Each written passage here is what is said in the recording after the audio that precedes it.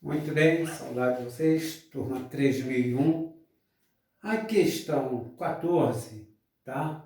Da página 32, em vez de filmar, fotografar, no caso, o gabarito, eu vou fazer um vídeo do gabarito, que essa questão aqui, o texto é muito grande, tá? E ela não é difícil, só tem que prestar atenção no texto. Então vamos lá aqui. Você tem na outra página, na página 33, um desenho, tá? Mas vamos lá no texto. Um professor de geografia forneceu a seus alunos um mapa do estado de São Paulo. São Paulo, se você reparar, está aqui no desenho, ó. Aqui está São Paulo, nessa região aqui, ó, tá?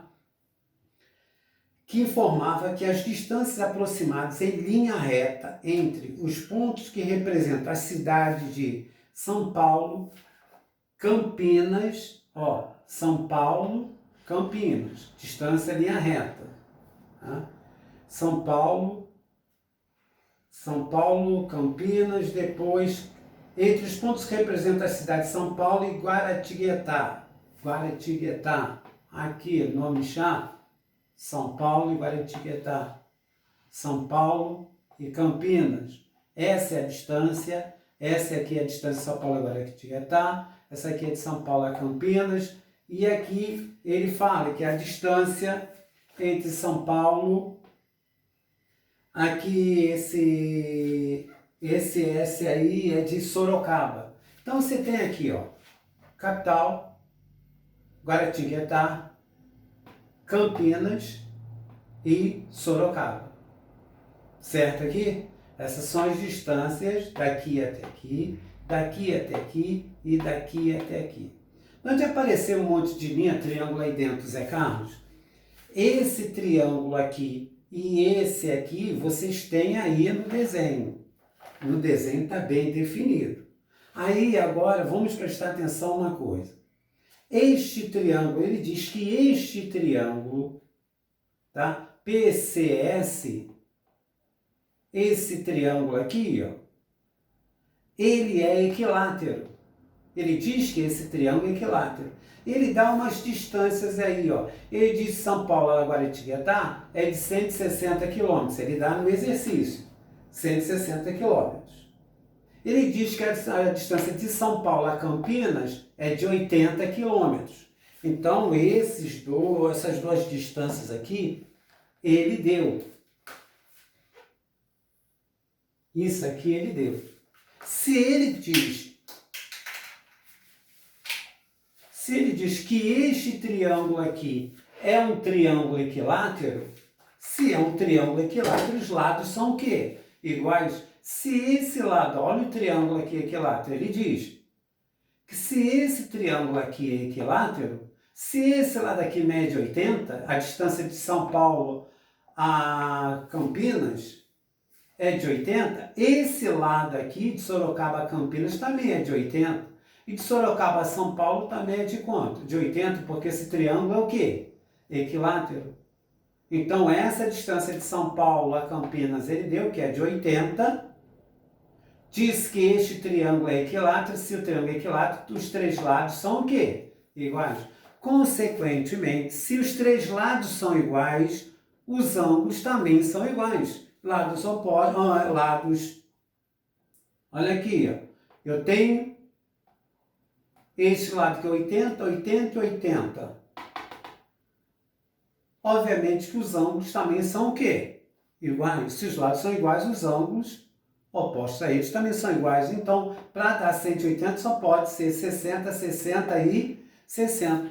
Que a soma dos ângulos internos do triângulo tem que dar 180. E como os ângulos são iguais porque os lados são iguais, então os ângulos do triângulo equilátero serão sempre ali, no caso, 60 graus, porque o único modo de dar 180 de modo que sejam iguais aqui é o quê? 60 graus. Então descobriu, olha só, que esse triângulo aqui entre São Paulo, Sorocaba e Campinas, essa distância e essa distância aqui formam um triângulo equilátero. 80?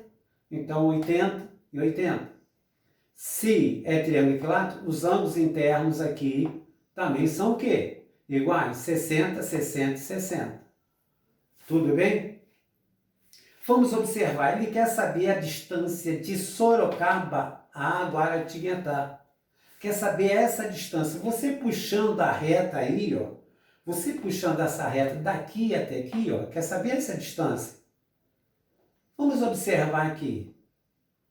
Eu tenho esse lado desse triângulo, vai me aparecer um triângulo aqui. Sendo que no desenho, esse ângulo deste triângulo aqui, ó, desse triângulo grande aqui, esse ângulo é ângulo reto.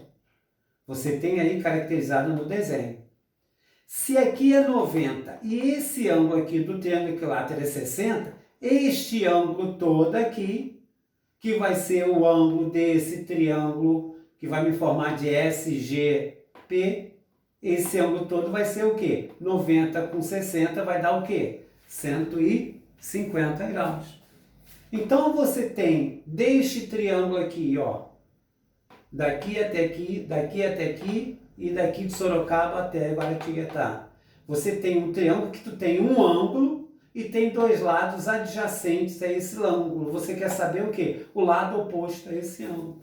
Então você forma um triângulo aqui que eu vou resolver pela lei dos cossenos. Ó, 90 com 60 do triângulo equilátero aqui vai dar 150. Tu tem esse ângulo. Está querendo saber o lado oposto a ele. E tem dois lados adjacentes.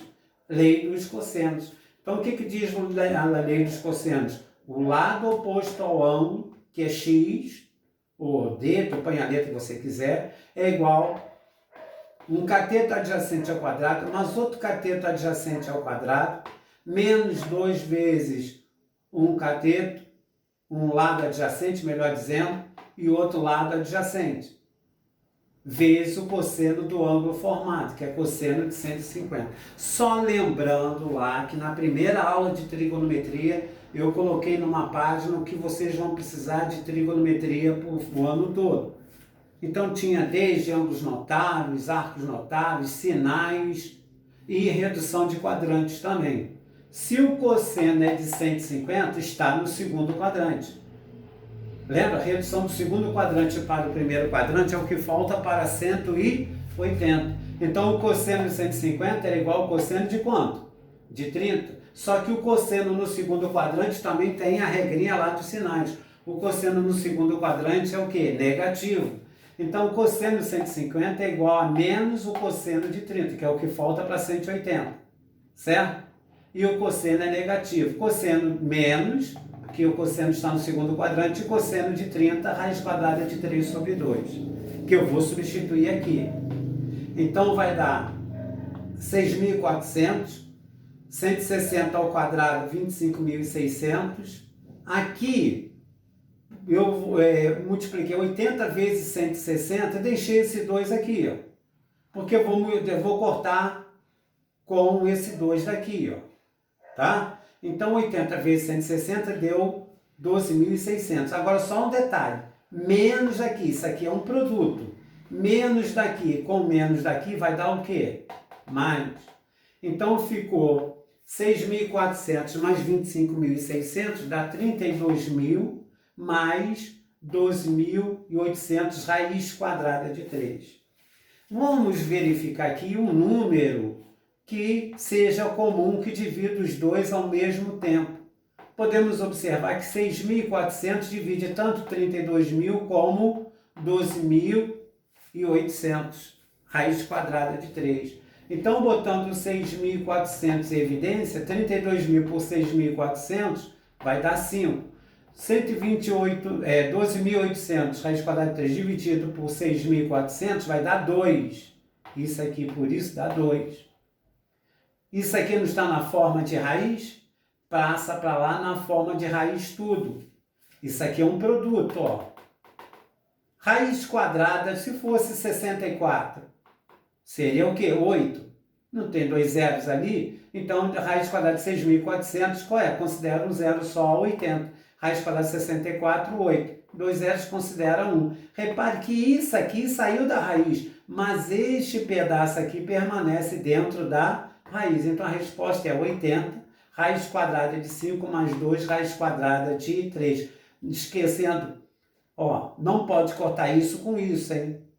Porque isso aqui eu tenho o quê? Uma adição. Eu não tenho uma multiplicação, eu tenho uma adição. O mais complicado neste pedacinho aqui era descobrir o número que dividisse os dois ao mesmo tempo, que era 6.400, que divide 32.000 e 12.800. Esse dividido por esse dá 5, esse dividido por esse dá 2. Repito o radical. Passou para lá em forma de raiz tudo. Com isso aqui é um produto, ó. Esse aqui vezes aquele de lá. Ficou faltando um parêntese ali, ó. Tá? Então, quando eu tenho um produto no radicando, eu posso transformar em produto de radicais do mesmo índice. É como se tivesse separado, não é isso? Poderia separar. Raiz quadrada de 6.400 vezes raiz quadrada de 5 mais 2 raiz quadrada de 3. Então, isso aqui daria a raiz exata. 64 vai dar 8, como tem 2 zeros considera 1, vai dar 80. Raiz quadrada de 5 mais 2 raiz quadrada de 3. Tá?